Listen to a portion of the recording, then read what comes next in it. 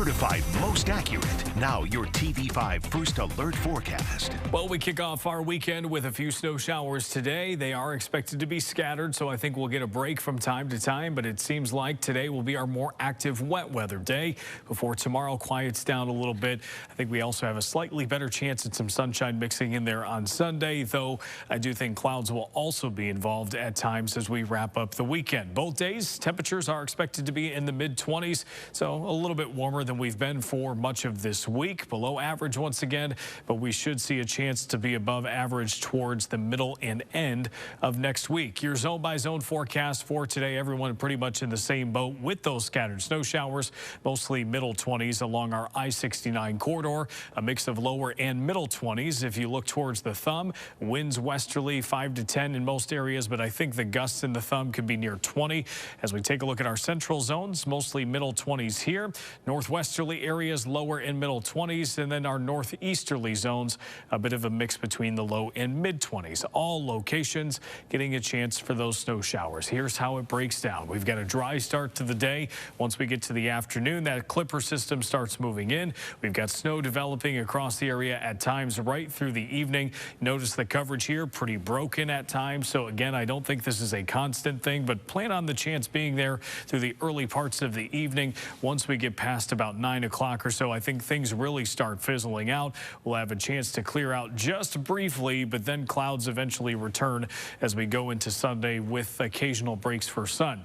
As far as how much snow we expect today, we expect primarily about a ½ inch up to an inch or so. I do think some areas near the lakeshore, primarily the thumb, could pick up about an inch or two, maybe 3 in a localized spot. I think the possibility is there for some of our northeasterly zones as well, but think there's a little more confidence in some of those higher totals in the thumb region rather than the northeastern shoreline. Going into the second half of the weekend on Sunday, likely starting the day dry. I think we have a chance to keep that going into the afternoon and evening as well, as long as our incoming system stays away from us that long.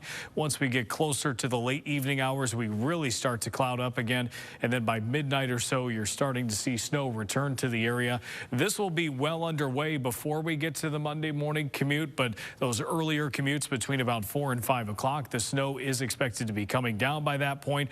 Later commutes, we might start drying out a little bit. Of course, it's what's left behind in areas that are a little bit further to the west, but this could slow things down as many of us get back into our routines on Monday. Thankfully, it doesn't stick around long, so I think we're in a better position once we get to the evening commute, but it is probably going to be a little bit slick as we start our Monday. Early look at snowfall totals, emphasis on early.